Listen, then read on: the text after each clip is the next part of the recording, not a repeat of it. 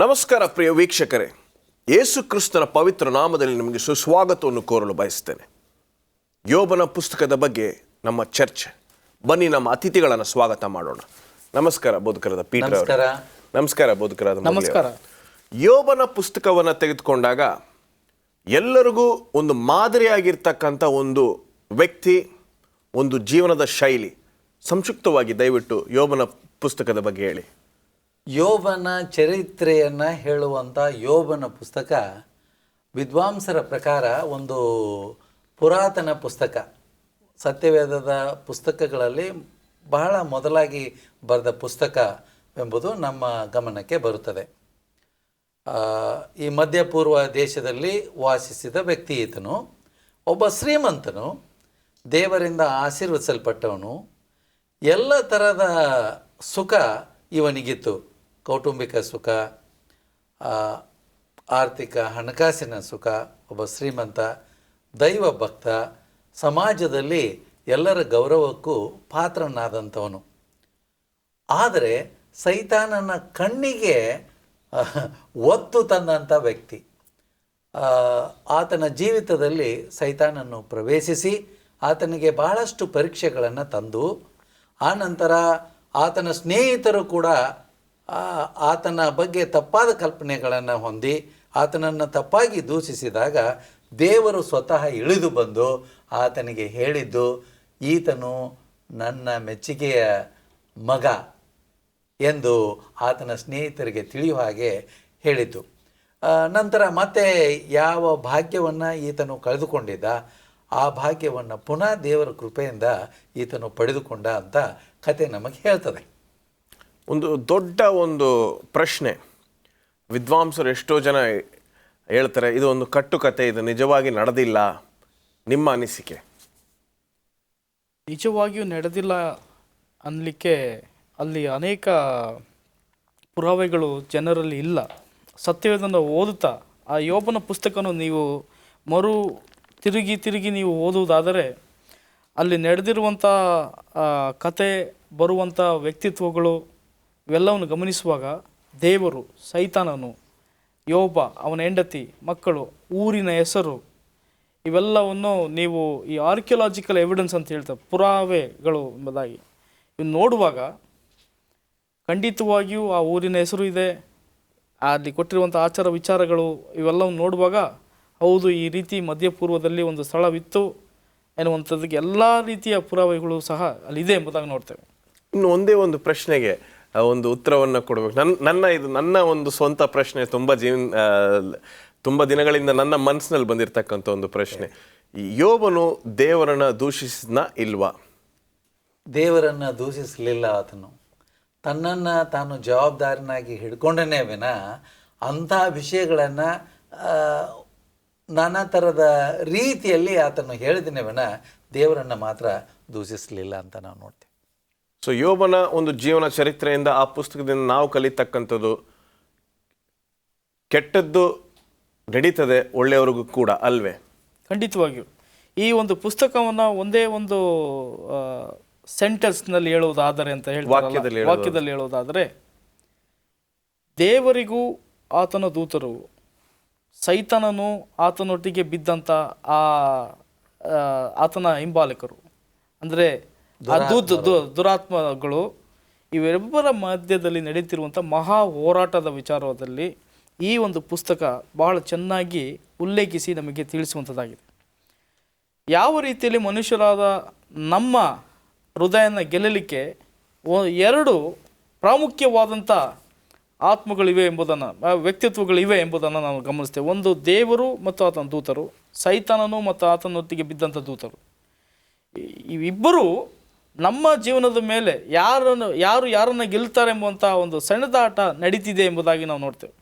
ಯಾಕೋ ಈ ಒಂದು ಯೋಬನಿಗೆ ಈ ವಿಷಯ ತಿಳಿಯದೆ ಹೋದರೂ ಸಹ ಆತನು ಒಂದು ಮಾತಲ್ಲಾದರೂ ಪಾಪ ಮಾಡಲಿಲ್ಲ ಎಂಬುದಾಗಿ ಕೊಡಲ್ಪಟ್ಟಿದೆ, ದೇವರನ್ನು ದೂಷಿಸಲಿಲ್ಲ ಎಂಬುದಾಗಿ ಕೊಡಲ್ಪಟ್ಟಿದೆ.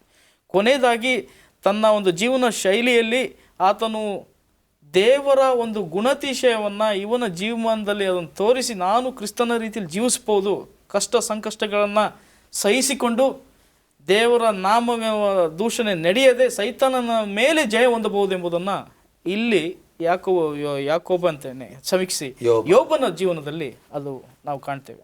ಮುಂದೆ ಹೋಗೋಣ. ಯೋಬನ ವಿಚಾರ ಸಾಕಷ್ಟು ನಾವು ಚರ್ಚೆ ಮಾಡಿದ್ವಿ. ದಾವಿದನ ಕೀರ್ತನೆ ಅಂತ ಹೇಳಿದ ಮೇಲೆ ಕೀರ್ತನೆಗೆ ಲೇಖಕ ದಾವಿದ, ಇನ್ನೂ ಬೇರೆ ಯಾರಾದರೂ ಇದ್ದಾರಾ ಬೋಧಕರೇ?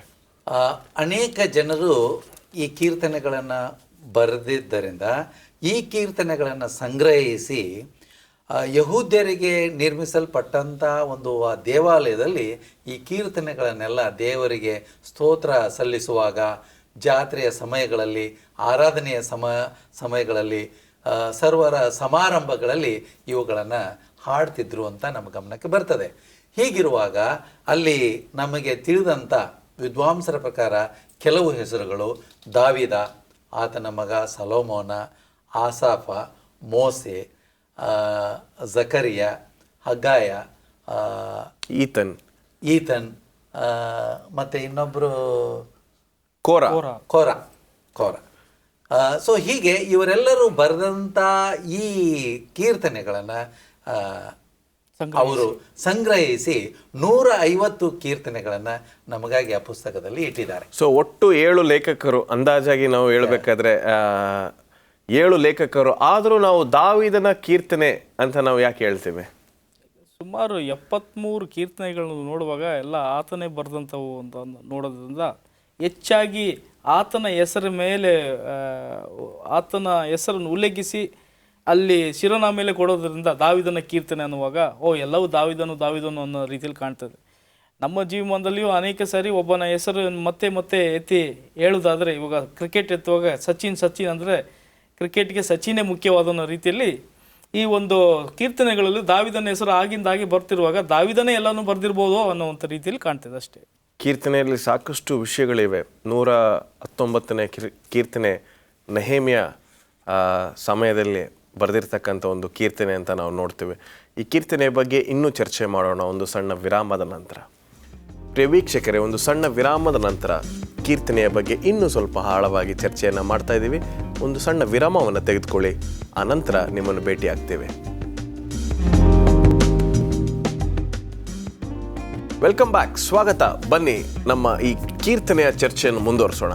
ಬೋಧಕರಾದ ಪೀಟರ್ ಅವರು, ಈಗ ಕೀರ್ತನೆ ಅಂತ ನಾವು ತೆಗೆದುಕೊಂಡಾಗ ಸಾಧಾರಣವಾಗಿ ಒಂದು ಪ್ರಾರ್ಥನಾ ಕೂಟಕ್ಕೆ ಅಥವಾ ನಮ್ಮ ಸ್ವಂತ ಜೀವನದಲ್ಲಿ ನಾವು ರಾತ್ರಿ ಮಲಗೋಕ್ಕೆ ಮುಂಚೆ ಅಥವಾ ಬೆಳಗ್ಗೆ ಎದ್ದ ತಕ್ಷಣ ಕೀರ್ತನೆಯನ್ನು ಮಾತ್ರ ಓದ್ತೀನಿ. ಕೀರ್ತನೆಯನ್ನು ಓದಬಾರ್ದು ಅಂತ ಹೇಳ್ತಾ ಇಲ್ಲ, ಬೇರೆ ಪುಸ್ತಕಗಳನ್ನು ಕೂಡ ಓದಬೇಕು ಎಂಬತಕ್ಕಂಥದ್ದೇ ನಮ್ಮ ಈ ಕಾರ್ಯಕ್ರಮದ ಉದ್ದೇಶ. ಆದರೆ ಕೀರ್ತನೆಯಲ್ಲಿ ತುಂಬ ಮುಖ್ಯವಾಗಿರ್ತಕ್ಕಂಥ ಅಂಶಗಳು, ನಾವು ಮರಿತಾ ಇರ್ತಕ್ಕಂಥ ಅಂಶಗಳು ಯಾವ್ಯಾವು? ಕೀರ್ತನೆಯಲ್ಲಿ ಒಬ್ಬರ ಬದುಕಿನಲ್ಲಿ ಆಗಬಹುದಾದಂಥ ಅಥವಾ ಇಷ್ಟಪಡಬಹುದಾದಂಥ ಎಲ್ಲ ಘಟನೆಗಳಿಗೆ ಅನ್ವಯವಾಗುವಂಥ ಕೀರ್ತನೆಗಳಿವೆ. ಉದಾಹರಣೆಗೆ, ದೇವರಿಗೆ ಸ್ತೋತ್ರ ಸಲ್ಲಿಸುವಂಥ ವಸ್ತು ಕೀರ್ತನೆಗಳಲ್ಲಿದೆ. ದೇವರನ್ನು ಘನಪಡಿಸುವಂಥ ಕೀರ್ತನೆಗಳು ಅಲ್ಲಿದೆ. ದೇವರಿಗೆ ಪ್ರಾರ್ಥನೆ ಮಾಡುವಂಥ ಕೀರ್ತನೆ ಅಲ್ಲಿದೆ. ಮನಗುಂದಿದಾಗ ಚೇತರಿಸಿಕೊಂಡು ಎದ್ದು ಭಾವಪರವಶರಾಗಿ ಸಂತೋಷ ಪಡ್ತಕ್ಕಂಥ ಕೀರ್ತನೆಗಳು ಅಲ್ಲಿದೆ.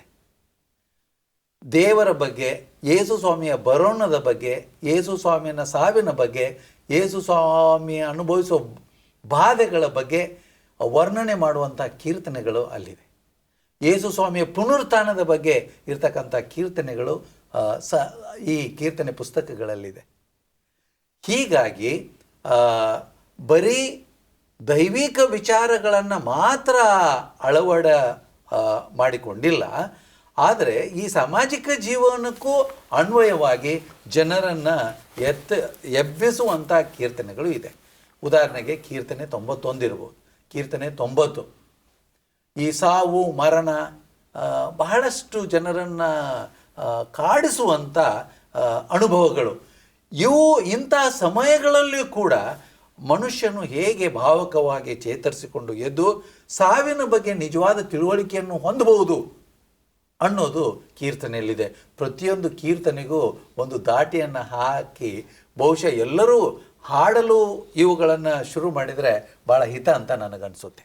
ನಿಮ್ಮ ಒಂದು ಜೀವನದಲ್ಲಿ ನಿಮ್ಮ ಒಂದು ಅನುಭವದಲ್ಲಿ ನಿಮಗೆ ತುಂಬ ಇಷ್ಟವಾಗಿರ್ತಕ್ಕಂಥ ಕೀರ್ತನೆ ಯಾವುದು? 23 ಕೀರ್ತನೆಯನ್ನು ಬಿಟ್ಟು 32ನೇ ಕೀರ್ತನೆ, ಅದು 32ನೇ ಕೀರ್ತನೆ ಓದುವಾಗ ನನ್ನ ಮನಸ್ಸಿಗೆ ಭಾಳ ಸಮಾಧಾನ ಆಗ್ತದೆ. ಯಾವುದಾದ್ರೂ ಒಂದು ದೊಡ್ಡ ತಪ್ಪು, ಒಂದು ಮನಸ್ಸಾಕ್ಷಿ ಚುಚ್ಚುವಂಥದ್ದು ಯಾವುದಾದ್ರು ಕಾರ್ಯ ಮಾಡಿದಾಗ ಈ ಕೀರ್ತನೆಗಾರನು ಹೇಳುವಂಥದ್ದು, blessed is the man whose transgression is forgiven ಅಂತ.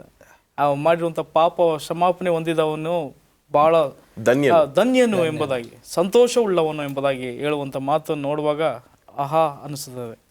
ನಿಮ್ಮ ಒಂದು 25-30-35 ವರ್ಷ ಸೇವೆಯಲ್ಲಿ ನಿಮಗೆ ಇಷ್ಟವಾಗಿರ್ತಕ್ಕಂಥ ಕೀರ್ತನೆ ಯಾವುದು? ನಾನು ಅನೇಕ ಕೀರ್ತನೆಗಳನ್ನು ಉಪಯೋಗಿಸ್ತೇನೆ. ಉದಾಹರಣೆಗೆ ಕೀರ್ತನೆ 103, ನನ್ನ ಮನವೇ ಯೆಹೋವನನ್ನು ಕೊಂಡಾಡು. ಸಾಮಾನ್ಯವಾಗಿ ಅನೇಕ ಸಭೆಗಳವರು ಈ ಇಡೀ ಕೀರ್ತನೆಯನ್ನು ಬಾಯ್ಪಾಠವಾಗಿ ಹೇಳ್ತಾರೆ.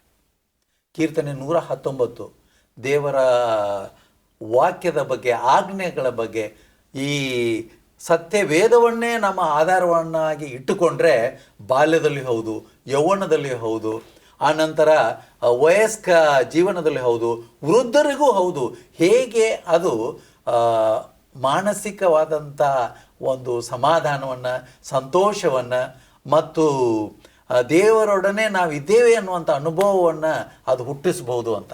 ಯಾಕೆಂದರೆ ಕೀರ್ತನೆಗಾರನು ಹೇಳ್ತಾನೆ, ನಿನ್ನ ವಾಕ್ಯದಲ್ಲಿಯೇ ನಾನು ಸಂತೋಷಿಸುತ್ತೇನೆ ಅಂತ. 119. ಇನ್ನೊಂದು ಕೀರ್ತನೆ ನಾನು ಯಾವಾಗಲೂ ಧ್ಯಾನದ ವಸ್ತುವಾಗಿ ನಮ್ಮ ಕುಟುಂಬಗಳಿಗೆ ತೆಗೆದುಕೊಳ್ಳೋದಂದರೆ ಕೀರ್ತನೆ 128. ಕುಟುಂಬದ ಕೀರ್ತನೆ ಅಂತ ಅದಕ್ಕೆ ಹೇಳ್ತಾರೆ. ಯೆಹೋವನಲ್ಲಿ ಭಯಭಕ್ತಿಯುಳ್ಳವನು ಸರ್ವಶಕ್ತನ ಆಶ್ರಯದಲ್ಲಿ ಸುರಕ್ಷಿತನಾಗಿ ಇರುವನು ಅಂತ ಕೀರ್ತನೆ 90 ಹೇಳುವ ರೀತಿಯಲ್ಲಿ ಇಲ್ಲಿ ಏನು ಹೇಳ್ತದೆ, ಯೆಹೋವನಲ್ಲಿ ಭಯಭಕ್ತಿಯುಳ್ಳವನು ಧನ್ಯನು, ನಿನ್ನ ಕಷ್ಟಾರ್ಜಿತವನ್ನು ನೀನು ಅನುಭವಿಸುವಿ. ಅಂತಃಪುರದಲ್ಲಿರುವ ನಿನ್ನ ಹೆಂಡತಿ ಫಲಭರಿತವಾದ ದ್ರಾಕ್ಷಾಲತೆ ಅಂತಿರುವಳು. ಊಟದ ಮನೆಯ ಸುತ್ತಲೂ ಕುಳಿತುಕೊಳ್ಳುವ ನಿನ್ನ ಪುತ್ರರು ಎಣ್ಣೆ ಮರದ ಸಸಿಗಳಂತಿರುವರು ಅಂತ ಬಣ್ಣನೆ ಮಾಡ್ತದೆ. ಪ್ರತಿಯೊಬ್ಬ ವ್ಯಕ್ತಿ ಒಂದು ಒಳ್ಳೆಯ ಕೌಟುಂಬಿಕ ಜೀವನವನ್ನು ಬಯಸ್ತಾನೆ. ಅದು ಬರೀ ಈ ಸಾಮಾಜಿಕ ತತ್ವಗಳನ್ನು ಅಲ್ಲಿ ಇಲ್ಲಿ ತಿಳಿದುಕೊಂಡು ಅವುಗಳನ್ನು ಅನುಸರಿಸಿದರೆ ಈ ಜೀವ ಬರ್ತದೆ ಅಂತ ನಾನು ಒಪ್ಪೋದು ಸ್ವಲ್ಪ ಕಷ್ಟ. ಯಾವ ವ್ಯಕ್ತಿ ದೇವರಲ್ಲಿ ಭರವಸೆಯನ್ನಿಟ್ಟು ಆತನ ಶಾಸ್ತ್ರಕ್ಕನುಗುಣವಾಗಿ ಭಯಭಕ್ತಿಯಿಂದ ನಡೆದು ಅವುಗಳನ್ನು ಅನುಸರಿಸುತ್ತಾನೋ ಅವನ ಕುಟುಂಬ ಖಂಡಿತವಾಗಲೂ ಆಶೀರ್ವಾದ ಹೊಂದಿರಲಿಕ್ಕೆ ಸಾಧ್ಯ. ಇದು ಕ್ರೈಸ್ತರಿಗೆ ಬಹಳಷ್ಟು ಅನ್ವಯವಾಗ್ತದೆ. ಅಲ್ಲಿ ಇವುಗಳನ್ನು ನಾವು ಕಂಡುಕೊಳ್ಬೋದು. ಒಂದು ಎಚ್ಚರಿಕೆಯ ಅಂಶವನ್ನು ಇಲ್ಲಿ ಹೇಳಿ ಬಯಸ್ತೇನೆ. ಈ ಜನರು ಎಲ್ಲಿ ದೇವರ ಮೇಲಿನ ಒಂದು ಭಯಭಕ್ತಿಯನ್ನು ಕಡಿಮೆ ಮಾಡಿಕೊಂಡಿದ್ದಾರೋ ಅಲ್ಲಿ ಕೌಟುಂಬಿಕ ಸಮಸ್ಯೆಗಳು ಕೂಡ ಬಹಳಷ್ಟಾಗಿದೆ. ಇಂದು ಇಡೀ ಜಗತ್ತಿನಾದ್ಯಂತ ಇದು ಒಂದು ಕಾಡುತ್ತಿರುವ ಸಮಸ್ಯೆ. ಸೊ ನಾವೇನು ಮಾಡಬೇಕು ಎಂದರೆ, ದೇವರು ನಮ್ಮಲ್ಲಿ ಮೂಡಿಸಿರುವ, ಆಂತರಿಕವಾಗಿ ಮೂಡಿಸಿ ರೂಢಿ ಮಾಡಬೇಕೆಂದಿರುವ ಆ ಪರಲೋಕದ ಸಂಸ್ಕಾರವನ್ನು ನಾವು ಮರಿಬಾರ್ದು. ಆದ್ದರಿಂದ ದೇವರು ಪ್ರತಿಯೊಬ್ಬ ವ್ಯಕ್ತಿಯಲ್ಲಿ ಉಳಿದು ಆ ಶ್ರೇಷ್ಠ ಕೆಲಸವನ್ನು ಮಾಡಲು ನಾವು ಆತನಿಗೆ ಅವಕಾಶ ಮಾಡಿಕೊಡ್ಬೇಕು. ಆ ಕೀರ್ತನೆಯಲ್ಲಿ ಇನ್ನೊಂದು ತುಂಬ ಮುಖ್ಯವಾಗಿರ್ತಕ್ಕಂಥ ಒಂದು ವಿಷಯವನ್ನು ನಮ್ಮ ಶಿಕ್ಷಕರು ಹೇಳ್ತಾ ಇದ್ರು. It is like daily instruction manual ಅಂತ ಹೇಳ್ತಾ ಇದ್ರು. ಯಾವುದೇ ಒಂದು ಯಂತ್ರವನ್ನು ತೆಗೆದುಕೊಂಡ್ರೆ ಅದರ ಹಿಂದೆ ಒಂದು ಪೇಪರನ್ನು ಕೊಟ್ಟಿರ್ತಾನೆ, ಈ ರೀತಿ ಮಾಡಿದ್ರೆ ಅದು ಈ ರೀತಿ ಉಪಯೋಗಿಸ್ಬೋದು ಅಂತ. ಕೀರ್ತನೆಯನ್ನು ಓದಿದ್ರೆ ನಮ್ಮ ದಿನನಿತ್ಯದ ಜೀವನದಲ್ಲಿ, ನಮ್ಮ ಜೀವನದ ಶೈಲಿ ಇರ್ಬೋದು, ನಾವು ನಡೆ ನುಡಿ ಇರ್ಬೋದು, ಎಲ್ಲದಕ್ಕೂ ಅದರಲ್ಲಿ ಮಾಹಿತಿ ಇದೆ ಅಂತ ಹೇಳ್ತಾರೆ. ನಿಮ್ಮ ಅನಿಸಿಕೆ? ಖಂಡಿತವಾಗಿಯೂ. ಮುಖ್ಯವಾಗಿ ಬೋಧಕರು ಹೇಳಿದಂಥ ರೀತಿಯಲ್ಲಿ ಸ್ತುತಿ, ದೇವರನ್ನು ಸ್ತುತಿಸುವಾಗ ಸರಿಯಾದಂಥ ಪದಗಳು, ಸರಿಯಾದಂಥ ಆ ಒಂದು ಆಲೋಚನೆಗಳನ್ನು ಕೀರ್ತನೆಗಾರನು ಯಾವ ರೀತಿಯಲ್ಲಿ ಅದನ್ನು ನುಡಿದಿದ್ದಾನೋ ಅದನ್ನು ನಾವು ನುಡಿಯುವಾಗಲೂ ಸಹ ಎಂಥ ಒಂದು ಮಧುರವಾದಂಥ ರೀತಿಯಲ್ಲಿ ಅದನ್ನು ಬರೆದಿದ್ದಾನೆ. ಎಲ್ಲವೂ ಕಾವ್ಯ ನೋಡಿ. ಈ ಕೀರ್ತನೆ ಎನ್ನುವಂಥದ್ದು ಸಂಗೀತ. ಆ 150 ಕೀರ್ತನೆಗಳು ಸಹ ಒಂದು ಸಮಯದಲ್ಲಿ ಆ ದೇವಾಲಯದಲ್ಲಿ ರಾಗದ ಗೀತೆಗಳಾಗಿ ಅವರು ಉಪಯೋಗಿಸ್ಕೊಳ್ತಿದ್ರು. ಈಗ ಇದು ನಮ್ಮ ಕನ್ನಡ ಭಾಷೆಯಲ್ಲಿ ಭಾಷಾಂತರವಾಗಿರೋದ್ರಿಂದ ಇಬ್ರಿಯರಿಂದ ಕನ್ನಡಕ್ಕೆ ಬಂದಿರೋದ್ರಿಂದ ನಮಗೆ ಆ ಒಂದು ಆ ಶೈಲಿ ನಮಗೆ ಅದು ಚೆನ್ನಾಗಿ ಕಾಣ್ತಾ ಇಲ್ಲ. ರಾಗ ಭಾವವಾಗಿ ಬರಕ್ಕೆ ಸ್ವಲ್ಪ ಆದರೆ ಕಷ್ಟವಾಗಿದೆ. ಅವದೇ ಒಂದು ಒರಿಜಿನಲ್ ಗ್ರೀಕ್ ಇಬ್ರಿಯ ಭಾಷೆಯಲ್ಲಿ ನೀವು ಅದನ್ನು ಓದುವಾಗ ಅದಕ್ಕೆ ರೈಮಿಂಗ್ ಅಂತ ಹೇಳಿ ಅದಕ್ಕೆ ಎಲ್ಲ ರೀತಿಯ ಒಂದು ಶೈಲಿ ಕೊಟ್ಟು ಅದು ರಾಗವನ್ನು ಹಾಡುವಾಗ ಭಾಳ ಚೆನ್ನಾಗಿ ಕಾಣ್ತದಂತೆ ಇಬ್ರಿಯ ಭಾಷೆಯಲ್ಲಿ ಬರುವಾಗ. ಹಾಗೆ ಇಲ್ಲಿ ನೋಡುವಾಗ ಈ ಕೀರ್ತಿಗಳನ್ನು ಇದನ್ನು ಗಮನಿಸುವಾಗ ಕ್ಷಮಾಪಣೆ ವಿಚಾರದಲ್ಲಿ, ಮನ ಪರಿವರ್ತನೆ ಆಗುವಂಥ ವಿಚಾರದಲ್ಲಿ, ದೇವರಲ್ಲಿ ಭರವಸೆ ಇಡುವಂಥ ಪಕ್ಷದಲ್ಲಿ, ಕಷ್ಟದ ಸಮಯದಲ್ಲಿ ಹಾಗೂ ನಾವು ಆರೋಗ್ಯವಿಲ್ಲದ ಸಮಯದಲ್ಲಿ, ದುಃಖದ ಸಮಯದಲ್ಲಿ, ಸಾವು ನೊಂದಿದ ಸಮಯದಲ್ಲಿ, ಪ್ರತಿಯೊಂದು ಸಮಯದಲ್ಲೂ ಸಹ ಈ ಕೀರ್ತನೆಗೆ ಎಲ್ಲ ಸಂಗತಿಗೂ ಒಂದೊಂದು ಕೀರ್ತನೆ ಇರೋದನ್ನು ನೋಡ್ತೀವಿ. ಎಲ್ಲ ಸಮಯಕ್ಕೂ ಒಂದು ಕೀರ್ತನೆ ಇದೆ. ಈಗ ಒಂದು ಸಣ್ಣ ವಿರಾಮಕ್ಕೆ ಒಂದು ಸಮಯವಾಗಿದೆ. ವಿರಾಮದ ನಂತರ ನಮ್ಮ ಚರ್ಚೆಯನ್ನು ಮುಂದುವರಿಸೋಣ. ಒಂದು ಸಣ್ಣ ವಿರಾಮವನ್ನು ನಾವು ತೆಗೆದುಕೊಳ್ತೀವಿ, ನೀವು ತೆಗೆದುಕೊಳ್ಳಿ. ವೆಲ್ಕಮ್ ಬ್ಯಾಕ್ ಪ್ರಿಯ ವೀಕ್ಷಕರೇ. ಜ್ಞಾನೋಕ್ತಿಗಳು ತುಂಬ ಮುಖ್ಯವಾಗಿರ್ತಕ್ಕಂಥ ಒಂದು ಪುಸ್ತಕ. ಬನ್ನಿ ಚರ್ಚೆ. ಬೋಧಕರೇ, ಜ್ಞಾನೋಕ್ತಿಗಳು ಬರೀ ಯೌವನಸ್ಥರಿಗೆ ಮಾತ್ರ ಅಂತ ಒಂದು ಭಾವನೆ ಇದೆ. ನಿಮ್ಮ ಅನಿಸಿಕೆ? ತಕ್ಕ ಮಟ್ಟಿಗೆ ಹೌದು ಅನ್ನಬಹುದು. ಯಾಕೆಂದರೆ ಈ ಜ್ಞಾನೋಕ್ತಿಗಳನ್ನು ಬರೆದಂಥ ವ್ಯಕ್ತಿ ಒಬ್ಬ ಜ್ಞಾನಿ. ಜೀವನದ ಎಲ್ಲ ರಂಗಗಳಲ್ಲಿಯೂ ಅನುಭವಸ್ಥ, ಕೇಡು, ಒಳ್ಳೆಯದು, ಕೆಟ್ಟದ್ದು ಎಲ್ಲವುಗಳಲ್ಲಿ. ಹೀಗಾಗಿ ಜೀವನಕ್ಕೆ ಬೇಕಾಗುವಂಥ ತಿಳುವಳಿಕೆಯನ್ನು ನೇರವಾಗಿ ಸ್ಪಂದಿಸುವ ರೀತಿಯಲ್ಲಿ ಈ ಯುಕ್ತಿಗಳನ್ನು ಬರೆದಿದ್ದಾರೆ. ಇಂಗ್ಲೀಷ್ನಲ್ಲಿ ಮ್ಯಾಕ್ಸಿಮ್ಸ್ ಅಂತಾರೆ. ನುಡಿಗಳು ಅಂತ ನಾವು ಅನ್ಬೋದು, ಜಾಣ ನುಡಿಗಳು ಅಂತ ಅನ್ಬೋದು. ಮನುಷ್ಯನ ಬದುಕನ್ನು ಬೆಳಗಿಸುವಂಥ ಈ ನುಡಿಗಳು. ಒಬ್ಬರು ಗಂಭೀರವಾಗಿ ಇವುಗಳನ್ನು ತೆಗೆದುಕೊಂಡು ಅವುಗಳನ್ನು ಪರೀಕ್ಷಿಸಿ ಅವುಗಳನ್ನು ಜೀವನದಲ್ಲಿ ಅಳವಡಿಸಿಕೊಳ್ಳೋದಾದರೆ, ಒಬ್ಬ ತಿಳುವಳಿಕೆ ಇಲ್ಲದವನು ಇವುಗಳನ್ನು ಓದಿದರೆ ಬುದ್ಧಿವಂತನಾಗುವನು ಅಂತ ಮೊದಲು 1-2 ಜ್ಞಾನೋಕ್ತಿಗಳಲ್ಲೇ ಹೇಳಿದೆ. ನಾಶನದ ಮಾರ್ಗದಲ್ಲಿರ್ತಕ್ಕಂಥವನು ತಪ್ಪಿಸಿಕೊಳ್ಬೋದು ಅಂತ ಹೇಳ್ತದೆ. ಪಾಪಿ ಆದಂಥವನು ನೀತಿವಂತನಾಗ್ಬೋದು ಅಂತ ಹೇಳ್ತದೆ. ಮೂಢನಾಗಿರ್ತಕ್ಕಂಥವನು ಜ್ಞಾನಿ ಆಗ್ಬೋದು ಅಂತ ಹೇಳ್ತದೆ.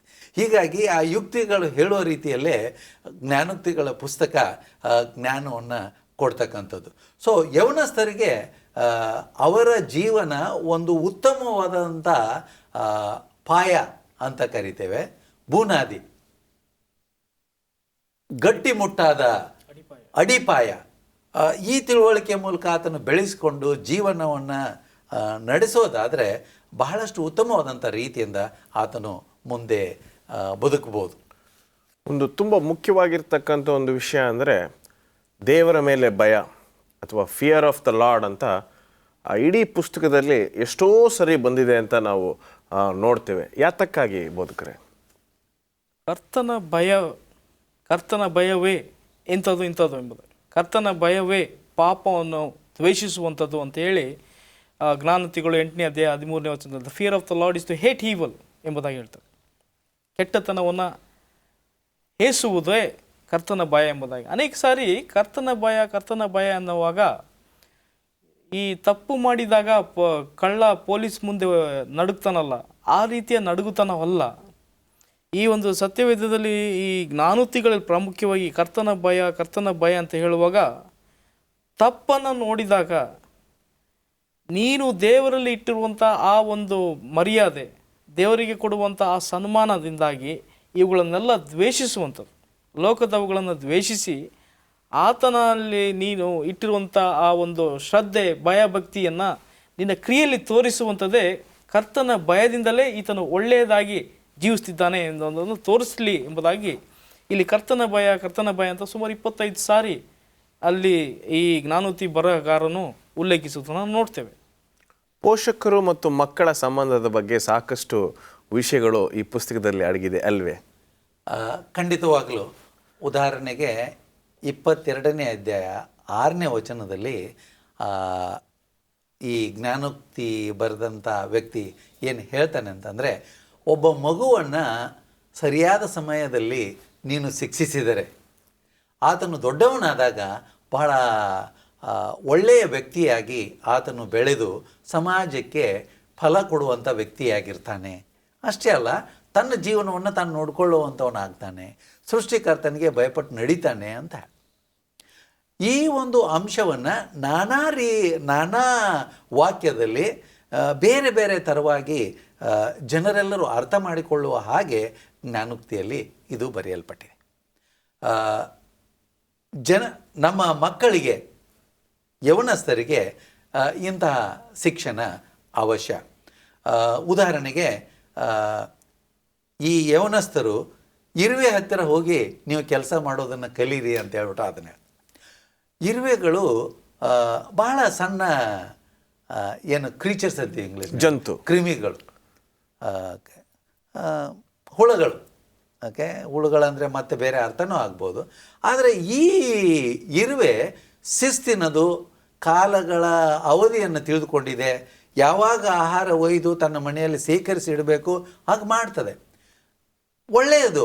ಈ ರೀತಿ ನಮ್ಮ ಮಕ್ಕಳು ಕೂಡ ಪ್ರತಿಯೊಬ್ಬರು